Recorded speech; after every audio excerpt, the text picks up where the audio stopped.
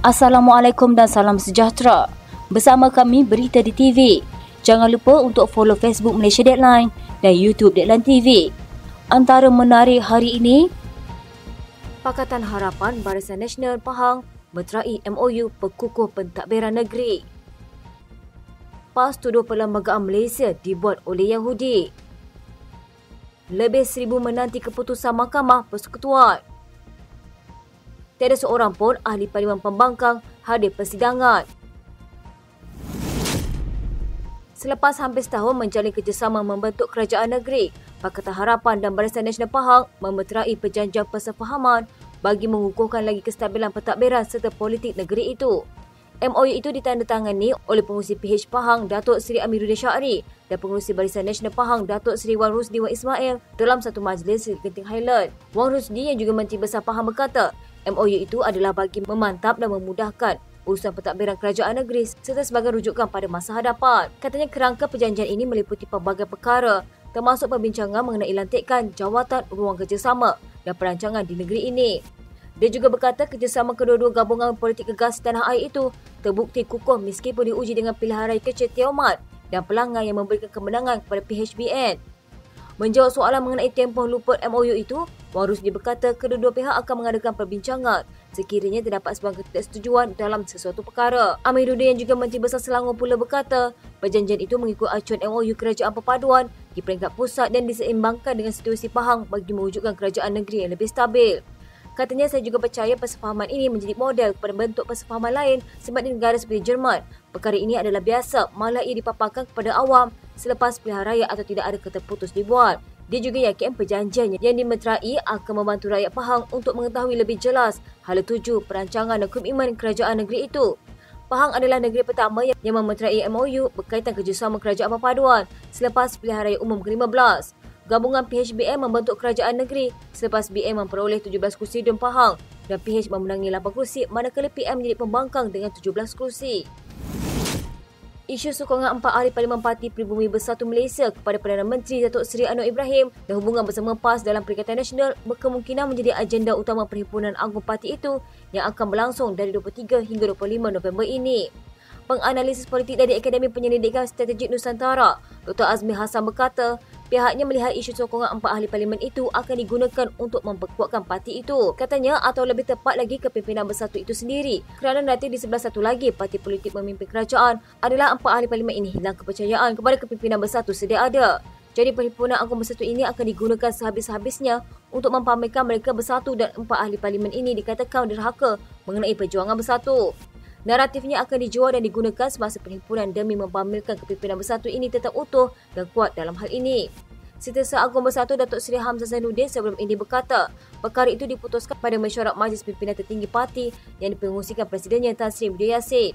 Mengulas lanjut, Azmi berkata, perhimpunan itu juga akan membincangkan mengenai PAS yang dilihat banyak membuat keputusan tanpa memikirkan bersatu sebagai rakan dalam PN. Beliau berkata umpamanya tindakan PAS melantik bekas Perdana Menteri Tun Dr. Mahathir Mohamad sebagai penasihat tidak rasmi kepada 4 kerajaan negeri ditadbir oleh parti itu. Katanya itu adalah salah satu agenda yang saya pasti akan dibincangkan. Hubungan bersatu dan PAS itu sendiri dikatakan akan menjadi perbincangan yang agak hangat kerana strategi mereka sekarang adalah menguatkan bersatu. Bukan sahaja untuk menguatkan bersatu dan daripada serangan belah parti pemimpin kerajaan, tetapi juga persepsi negatif bahawa PAS adalah kingmaker dalam PN. Seorang peguam yang mewakili Majlis Agama Islam Kelantan mencadangkan supaya ahli parlimen mempertimbangkan untuk meminda Perlembagaan Persekutuan sekiranya Mahkamah Persekutuan memutuskan untuk membatalkan 18 kesalahan syariah dalam enakmen negeri itu.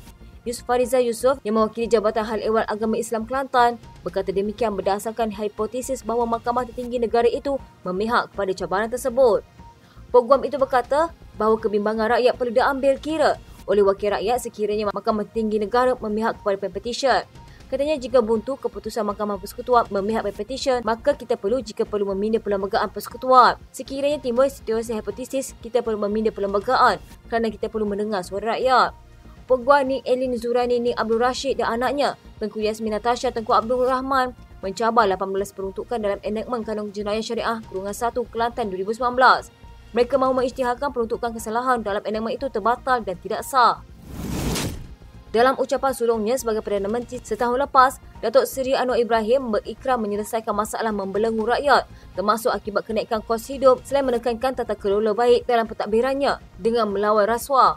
Walhasil selepas setahun berlalu, Anwar bersama Barisan Kabinet Kerajaan Perpaduan dilihat membuat kemajuan ketara dalam mendapati pelbagai cabaran dalam negara serta di peringkat global untuk membawa Malaysia kembali ke landasan menuju sebuah negara maju. Antara langkah dilakukan Anwar selepas mengangkat sumpah sebagai Perdana Menteri pada 24 November 2022 mengumumkan untuk menolak gaji bagi jawatan itu selain mengesahkan Jemaah Menteri Kerajaan Perpaduan bersetuju memotong gaji sebanyak 20% setiap bulan sehingga ekonomi pulih. Keputusan itu, kata Anwar, adalah langkah pertama bagi memulihkan keyakinan rakyat terhadap kerajaan pimpinannya sekaligus berusaha memahami keperitan dan kepayahan rakyat yang masih bergelut dengan cabaran kewangan dan sosial susulan kos sara hidup semakin tinggi. Selain itu, mewarisi hutang negara mencecah 1.5 trilion ringgit ketika mengambil alih kepimpinan negara. Anwar berdepan pelbagai likutan sendiri bagi menghasilkan pencapaian cemerlang dalam masa setahun perkhidmatannya sebagai Perdana Menteri terutama dalam tempoh pasca pemulihan COVID-19. Anwar yang juga Presiden PKR juga cukup pantang dengan amalan rasuah dan disebabkan itu seawal mentadbir negara. Perkara pertama dilakukannya ialah mahu melaksanakan reformasi tata kelola pentadbiran dan membantras rasuah habis-habisan menjadikan ramai yang gerut. Maka tidak hairanlah Anwar memperkenalkan konsep Malaysia Madani sebagai ikhtiar memetakan strategi tata kelola dan pentadbiran negara secara berkesan, menekankan kepada pemekasaan ekonomi dan budaya yang berteraskan nilai, etika atau akhlak berdasarkan 6 tonggak iaitu M. Kemampanan, A. Kesejahteraan, D. Daya cipta, A. Hormat, N. Keyakinan dan I. Ihsan. Dalam tempoh setahun pertama ini juga, Anwar turut membentangkan kajian separuh penggat Rancangan Malaysia ke-12 meliputi dasar dan kaedah baharu menghadapi cabaran semasa yang dijajarkan semula dengan aspirasi dan visi ekonomi madani.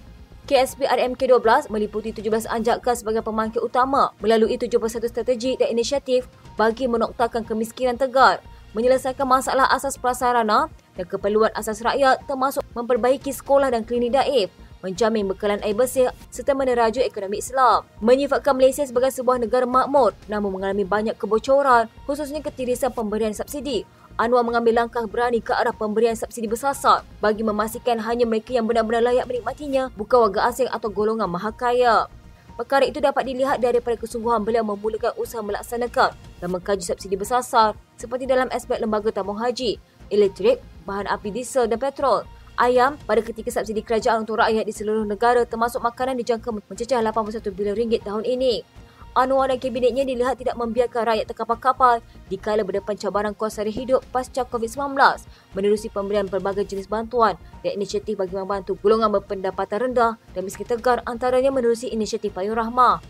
Ini dilaksanakan menerusi jualan rahmah, baku rahmah, menu rahmah, pakej jadual lebar rahmah, kad diskaun khas menu rahmah, sumbangan asas rahmah. Malah kerajaan membelanjakan hampir 8 bilion ringgit untuk sumbangan tunai rahmah 2023 kepada 8.7 juta penerima dan memanfaatkan hampir 60% penduduk dewasa Malaysia. Pelaksanaan inisiatif pendapatan rakyat yang menyasarkan peningkatan pendapatan golongan miskin tegar dan kumpulan B40 pula memberikan manfaat kepada 4,100 isi rumah sehingga kini. 9 hakim akan membuat keputusan terhadap permohonan semakan yang difailkan Ning Ilin Zurina, Ning Abdul Rashid dan Tengku Yasmin Natasha, Tengku Abdul Rahman bagi mencabar enakmen Kanun Jenayah Syariah Kurungan 1 Kelantan 2019. Mereka ialah Ketua Hakim Negara Tengku Maimun Tuan Mat dan disertai Abang Iskandar Abang Hashim, Presiden Mahkamah Rayuan, Muhammad Zabidin Muhammad Diah, Hakim Besar Melayak, Abdul Rahman Sebil, Hakim Besar Sabah dan Sarawak serta 5 lagi Hakim Mahkamah Persekutuan, Nalini, Marilyn Tiam Suan, Harmidan Singh, Nordin Hassan dan Abu Bakar Jaiz. Panel itu juga dijangka dengan hujahan lisan daripada 2 rakan mahkamah iaitu Majlis Agama Islam Wilayah Persekutuan dan Persekutuan Peguam-Peguam Islam Malaysia. Kira-kira 1,000 ahli dan penyokong PAS berkumpul di perkarangan Istana Kehakiman di Putrajaya sebagai tanda sokongan terhadap Perhimpunan Pertahanan Syariah yang digerakkan parti itu. Walaupun ia adalah terkait dengan kesalahan enakmen tersebut mematuhi perlembagaan negara atau tidak, PAS menganggap permohonan dikemukakan peguam terbabit adalah mencabar undang-undang syariah dalam negara ini. Inti parti utama permohonan Ning Ilin dan Tengku Yasmin ialah meminta agar Mahkamah Persekutuan membatalkan 20 kesalahan syariah dalam enakmen Kelantan atas alasan Dewan Undangan Negeri Terbabit bertindak melampaui bidang kuasa mereka. Sebelum ini, PAS mendakwa mereka berhimpun untuk mempertegur perundangan syariah negeri-negeri yang cuba diruntuhkan oleh pihak tertentu. Antara pemimpin PAS yang kelihatan hadir dan melakukan solat hajat di perkarangan kompleks Mahkamah pagi ini ialah beberapa pemimpin kanan PAS seperti Timbalan Presidennya Tuan Ibrahim Tuan Mat, Taqiyuddin Hassan dan Ahmad Fadli Syari.